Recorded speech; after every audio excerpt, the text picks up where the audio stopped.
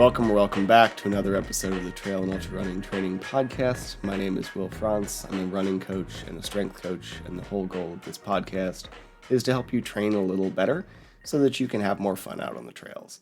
Today, we're going to talk about the next piece of our strength training series. I think we're on part 6. I don't know. Life is a fever dream. I think we're at episode 164 or something, and we're going to talk about stability and mobility today. And first off, like, a lot of people get touchy about these terms. So if that's, and I think partially that's because we try to get our information from 30-second sound bites on the internet. And if we stop doing that, we'd probably be able to actually develop a common language or stop caring about what we call them and then figure out exactly how to train them to make ourselves a little better. Anyway, if you appreciate this conversation on stability, mobility, flexibility, that kind of stuff that we can achieve with strength training, then please subscribe. I think that's the thing that makes the biggest difference now. And if you don't want to do that, leave a rating or review or just share it with another human. That'd be really cool as well. So today, let's talk about stability and mobility. And very honestly, I'm not even fully sure I know what I mean by these terms. I think it's one of those, I know it when I see it kind of things. So first, let's talk about stability and define this a little bit. First, we confuse stability and balance. And practically speaking, these things are a little inextricable because to some degree, they both often mean that we're going to fall down. But functionally, or how we train them or where the actual thing is coming from, they are different. Because balance technically comes from our eyes and our brain. A large portion, I don't think it's all of it, but a large portion of balance comes from the cerebral neural connection between our brain, the eye connection to our brain, right? It's how we see, it's how we make quick snap judgments. If our eyes aren't working very well, then our balance tends to be pretty bad. If our vision isn't very good, then we don't tend to be very good athletes because we can't see, and we can't do athlete things when we can't see. And some markers of a really good athlete are the ability to separate your vision from what you're physically doing, right? Think a football player running at 20 miles an hour down a field and looking over his shoulder and somehow managing to still catch the ball while maintaining a straight path. Wild thing to do. And same thing with running on trails. If you're able to constantly scan around and not have to stare at your feet to know that you're not going to trip over a rock, that's going to make you a better athlete, and it's really hard to do, which is why the balance part and or vision part can take a while. This is also one of the things that we can really get back, though. So when I'm talking about 70 or talking to 70 or 80-year-olds in the gym, and they're struggling with what they might refer to as stability, or what's more accurately going to be balance, that is often just a brain not talking to the eyes very well. And we will have a conversation where I maybe suggest that they start brushing their teeth while standing on one leg. And if they do that, then their balance gets a lot better and they're a lot less likely to fall down. Because while we have not necessarily gotten them a ton stronger in the span of a couple weeks, we have taught their eyes to communicate better with the brain. And that means that they're going to fall down less, which is what we're looking for, right? So balance, largely going to be an eye to brain connection thing, and stability is going to be much more muscular and a muscle to brain connection thing. Now, one way to think about stability is going to be strength, and I'm not sure that's completely wrong. I don't think it's entirely right, because I think balance plays into stability. I think it's a larger, probably more complicated set of things, but we do need to be strong in order to be stable. And at the very least, we need to be strong in certain ranges of motion or certain positions to be stable, right? So if we're thinking about a single leg squat, Some of that is going to be my ability to push my entire body weight up with one leg and my glutes and etc. And some of that is just going to be my ability to not fall down while I push my entire body weight up with one leg and glutes, etc. So stability is going to be a muscular thing as well. Now we can train this through specific stability drills or doing certain things on like unstable surfaces or a Bosu ball, or we can just pair it with some other stuff. And I'm going to get back to that in a second. But when we look at stability, it is going to be a mixture of things like balance, and it is going to be a mixture of things like balance and strength, right? Now, if we look at flexibility, this is just going to purely be range of motion. From a perspective of like yoga, we can have passive flexibility. Somebody else can probably put you into a flexible position if we're thinking like physical therapy or whatever.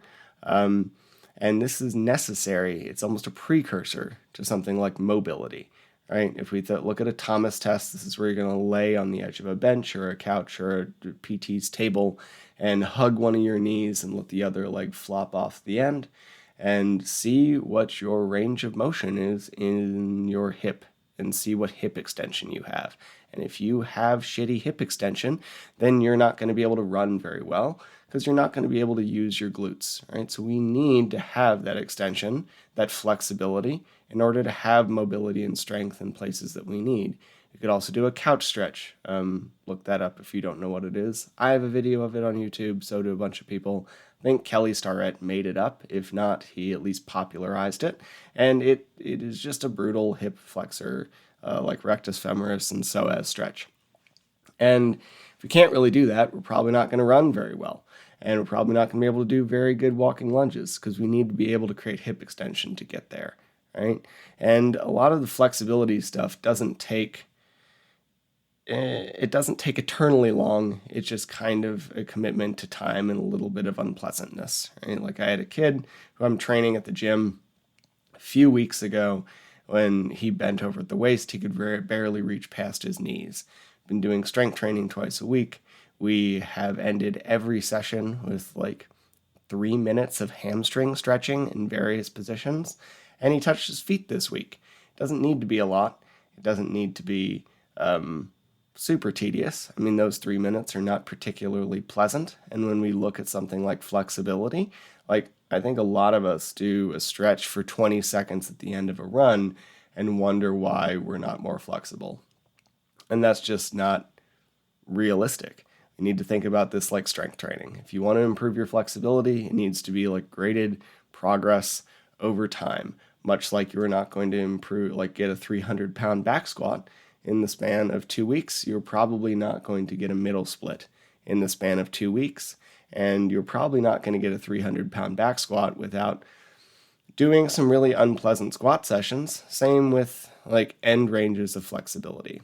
Thankfully, you don't need end ranges of flexibility to run well.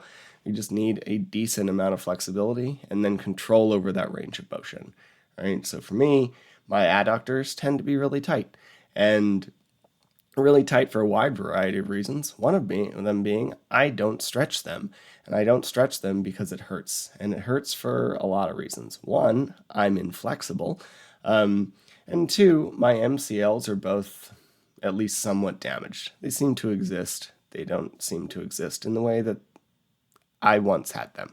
And as a result, it hurts my knees to stretch like adductors or groin or however you want to view that.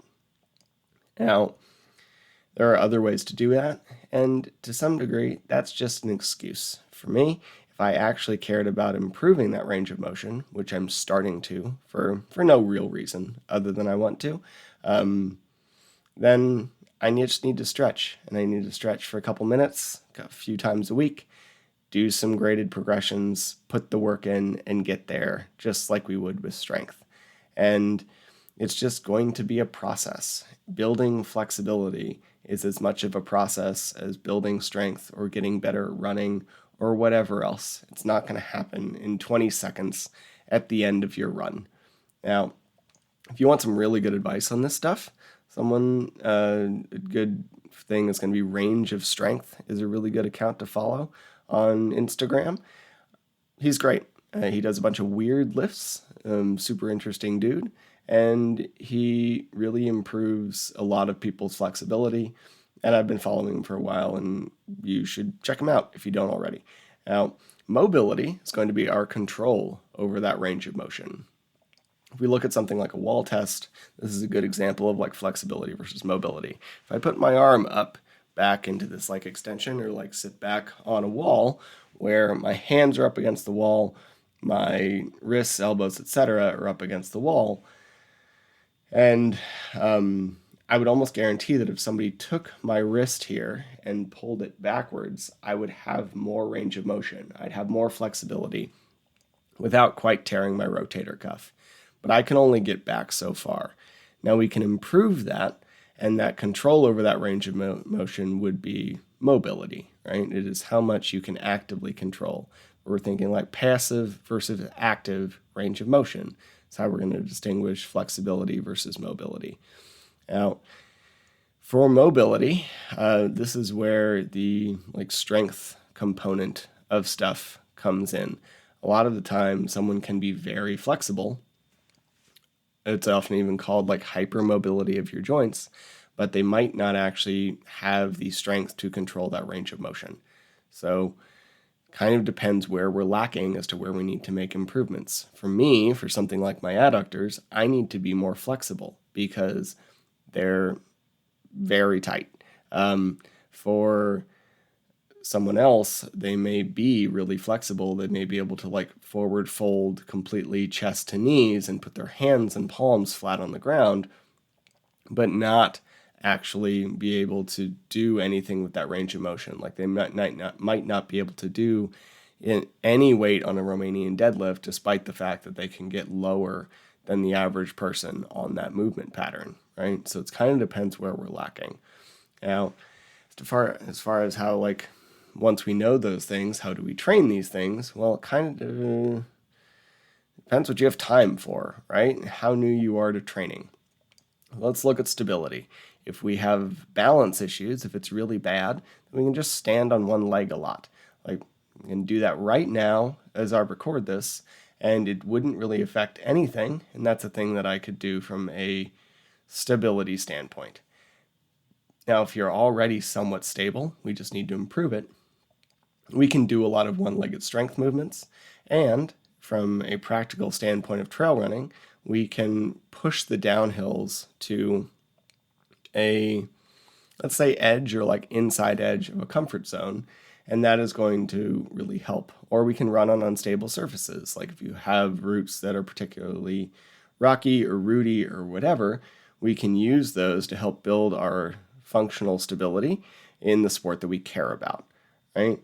Now, I try not to overmix the two, like between strength and stability.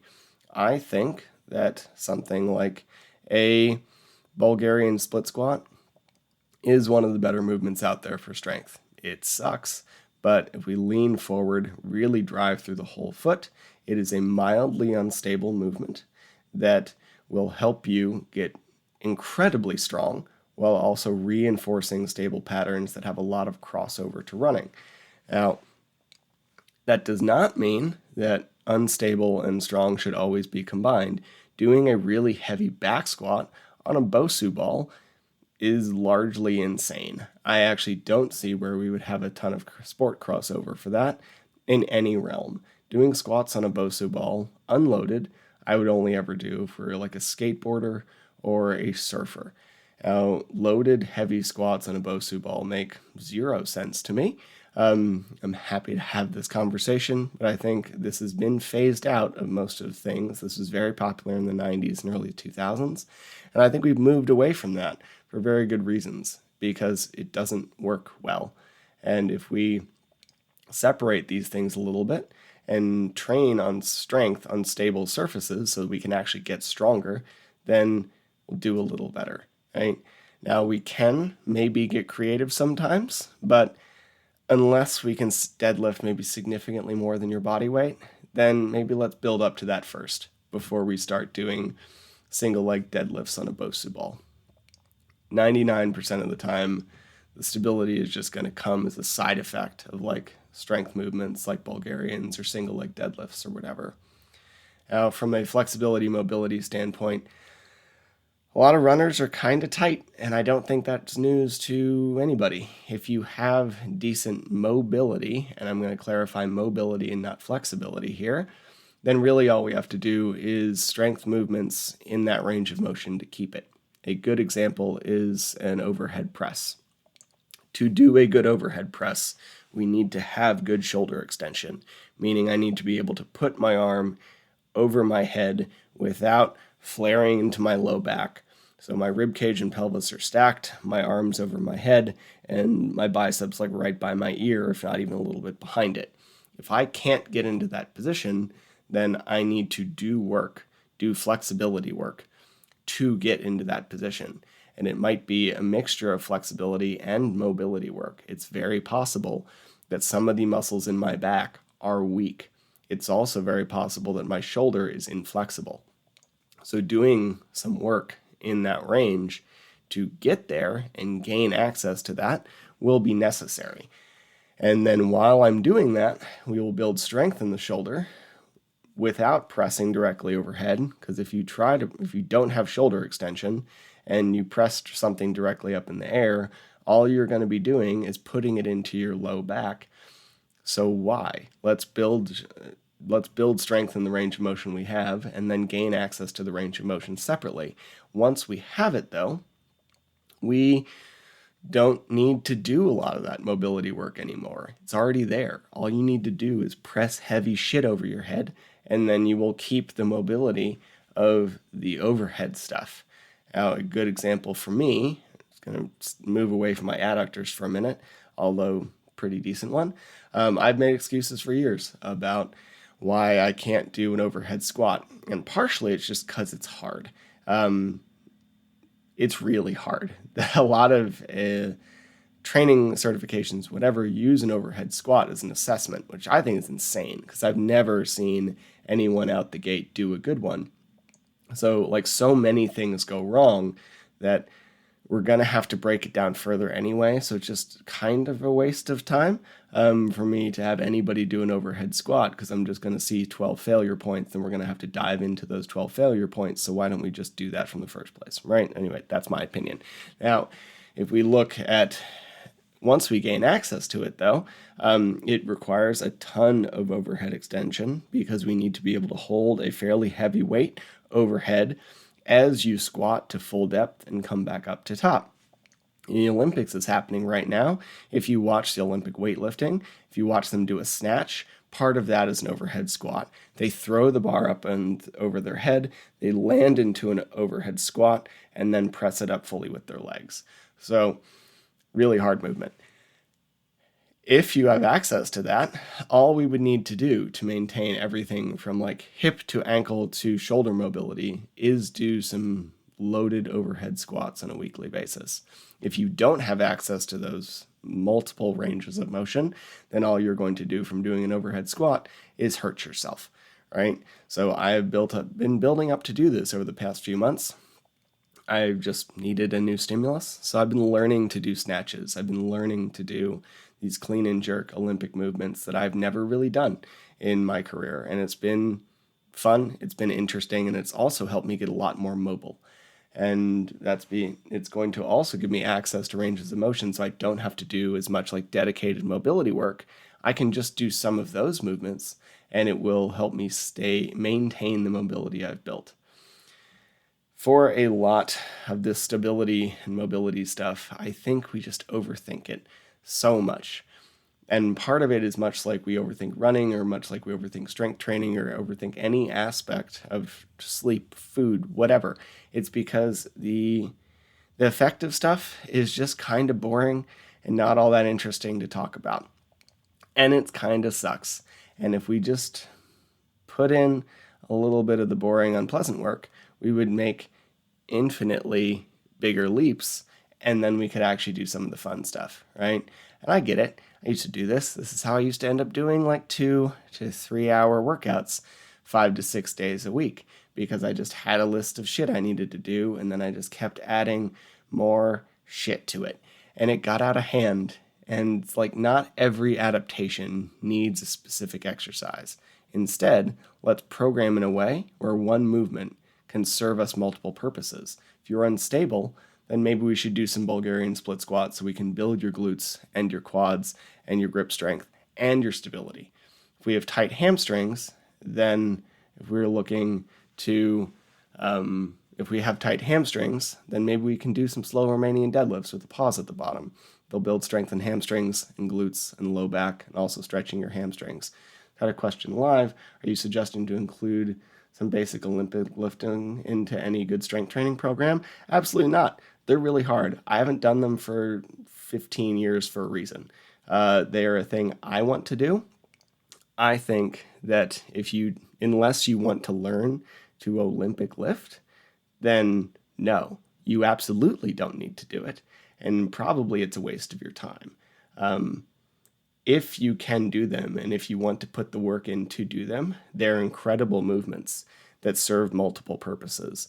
But like you're going to be doing nothing but lifting a broomstick in PVC for a little while, so you're going to take a pullback on other things, and it's a really difficult movement to learn. So unless you actually want to learn those movements, I wouldn't. I have never programmed a clean and jerk or a snatch for any of the hundreds of people I've coached. It's just a thing I'm doing, and it's a good example of a thing that would serve multiple purposes. Really good question. Thanks, Tom. So, big thing though is like, let's try and cross purpose, because I know you're busy. Like most of us can't be training 3, 4, 5 hours a day. And with all the running and strength and mobility and flexibility and whatever else we have,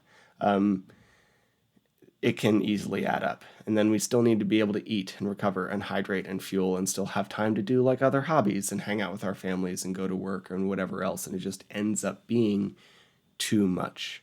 So before I close out, like one of my biggest pet peeves of anything in the fitness industry, but this was specifically a thing a lot of the time in rehab, is like PTs will often send patients home with like 45 minutes of exercises to do. And every day, to be clear, 45 minutes of exercises to do every day. And what that does is basically guarantees the person is not going to do any of them. And then the PT is going to complain that their patients never do any of their homework. And been there. I've definitely given people a bunch of homework to do for mobility, and then they don't do it. And I complain about lack of dedication or whatever. When it's actually my fault for programming too much shit for them to do in their free time. Instead, first, like, this is just me. I'm really bad at doing a ton of stuff that someone wants me to do in my free time when we could find a more effective means. Like when I was in 9th grade, I didn't do like almost any math homework the whole year. And that's because I kept getting 100% on the tests. And I had like 3 to 5 to more hours of homework every night from every other class. And since I clearly understood the material, it just didn't seem purposeful to me to do an insane amount of math homework when it wasn't serving the end goal, right? And I'm very lucky that that teacher was cool. He treated me out like an adult. We discussed consequences, gave me a break, etc. But same thing here with rehab, right? Like we cannot expect people to take that much time out of their already busy life and just constantly feel like a failure. If we can give someone 1, 2 movements that take 3 to 5 minutes and then do that, then that'd be much better. And then if you don't do it, you're being irresponsible because you absolutely have 5 minutes. And if you don't, let's look at your screen time, right? So let's make sure that things actually fit. Training doesn't need to take over your life. And if we pair a lot of these stability and mobility and strength and etc., or even like downhill running with stability, we're going to get a lot more out of it because it's going to be a lot more sport specific and we're going to get a lot more cross purposes and the body will actually move like it's supposed to. And we'll just see a lot bigger benefit with a lot less time. Anyway, that's it for today. I'm going to do another one of these in this strength before we get to like how to program stuff. I'm going to do another one of these on like power and plyometrics. Fair warning before that happens, this is something I'm actually actively learning. I've been playing with them myself. Sorry, someone live just said nice plant. Thank you. I like it too. I just signed up for like a short plyometrics course. I've been playing with them myself, and I've kind of learned I've been doing them not wrong, but definitely not as well as I could be. So if you listen to this and you're someone I'm currently coaching, fair warning, there's going to be more plyos once I figure out how to coach them and do them better. And for everybody else, I will share kind of what I'm learning in addition to the like power movements that I feel pretty confident in on how to do like actual plyometrics as well. Anyway, hope you have a great rest of your day and then go have some fun on the trails. See ya. Thank you again for listening to the Trail and Ultra Running Training Podcast. I can't tell you how much I appreciate it. Just a reminder, nothing you hear on this podcast is medical advice, and you should always speak with a medical professional before making changes to your training or your nutrition. If you enjoyed the podcast or found it helpful, please leave a rating or review. It tells the algorithm robots that people like it, and that means more people will hear it. Or even better, just share it with someone who you think would benefit. If you prefer a video version, head to the Trail and Ultra Running Training Group on Facebook, or check out the Mountain Goat Endurance Coaching YouTube channel. Thank you again, and I hope you have a great next run.